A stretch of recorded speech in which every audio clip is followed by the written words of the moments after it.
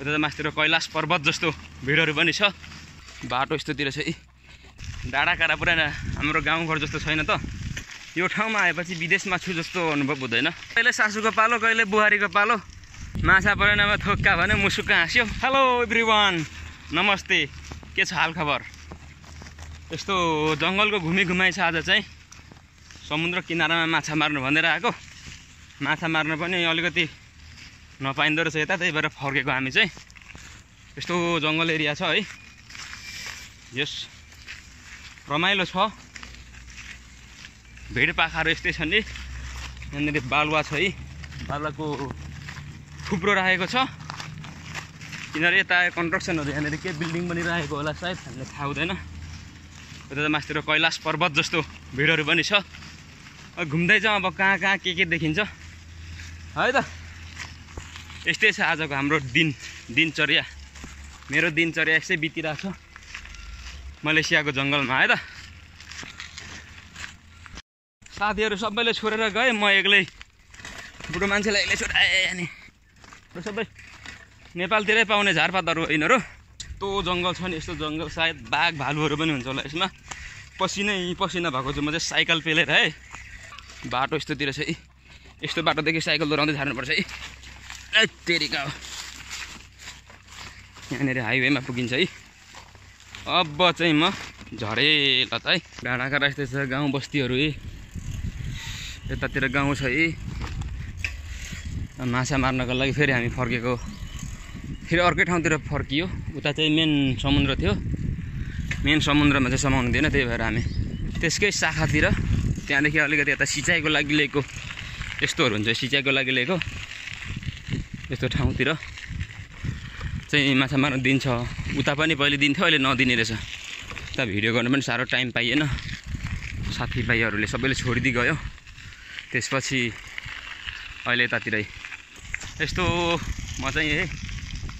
डाँडा काँडा पुरा हाम्रो गाउँघर जस्तो छैन त। यो ठाउँमा आएपछि विदेशमा छु जस्तो अनुभव हुँदैन। गाउँघरतिरै छु जस्तो लाग्छ। यस्तो डाँडा काँडाहरू, यस्तो घरहरू हेर्नु हौ, यतातिर घरहरू देख्न सक्नुहुनेछ। यस्तो घरहरू हेर्दाखेरि गाउँमै छु जस्तो लाग्छ, तर के गर्नु, परदेशै हो, घर जस्तो हुँदैन। यसो यतातिर घुम्दाखेरि चाहिँ गाउँघर पुगे जस्तो हुन्छ। भाषा मात्र अलिकति फरक हुन्छ, बुझिँदैन, नत्र नेपाल जस्तै हो है। यता साइड भने फेरि पुरै जङ्गल हो, जङ्गल सबै हेर्न सक्नुहुनेछ हो होइन। सबै जङ्गल छ। एक साइड समुद्र छ, जङ्गलपछि समुद्र भेट्छ त्यहाँनिर। लगभग 200-300 मिटर परतिर चाहिँ फेरि समुद्र भेट्छ, पानी नै भेट्छ। अनि यता चाहिँ यस्तो बस्ती छ। पहिले आजभन्दा 1-2 वर्ष पहिले यो ठाउँतिर आइन्थ्यो। यो ठाउँमा पुरा पानी जमिन्थ्यो, पानी नै हुन्थ्यो, तर पनि यस्तो राखेको छ। पहिले यता सबै तल मुनि नै थियो, पानीको लेभल एउटै थियो। त्यहाँनिर चाहिँ माटो हालेर माथि उकासेर यस्तो बनाएर छ। त्यो देखिरहेको त माथि त्यो सेतो देखिरहेको त सबै सोलरको पाताहरू हो है त। हेर्दै जाउँ, घुम्दै जाउँ अब के देखिन्छ है। उहिलेको उखान टुक्का एउटा थियो, कहिले सासूको पालो, कहिले बुहारीको पालो। त्यस्तै माछा मार्नु आएको आज। हिजो चाहिँ हाम्रो पालो थियो, आज माछाको पालो परेछ। त्यही भएर पानी छोडेर पाखा माछा मारिरहेको छु। हप्ता दिनमा 7 दिन हुन्छ, 6 दिन काम गर्ने, 1 दिन इन्जोय गर्ने हो। यस्तै हो इन्जोय भनेको हाम्रो, यस्तै हो।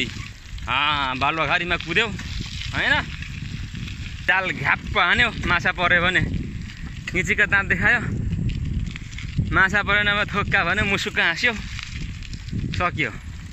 सिजन राम्रो थिएन रहेछ, सिजन राम्रो भेटिएन, त्यही भएर आज माछा नमारिकन एउटै पनि समात्ने, अलिअलि 2-4वटा समातेर त्यत्तिकै खाली हात फर्किरहेको छु है त साथीभाइहरू। त्यस्तै छ, आज समाउन सकिएन। अब त्यही भएर अब त्यत्तिकै खाली हात रुम फर्कियो। माछा विदाउट माछा, वी आर रिटर्निङ। हस् त, बाई बाई।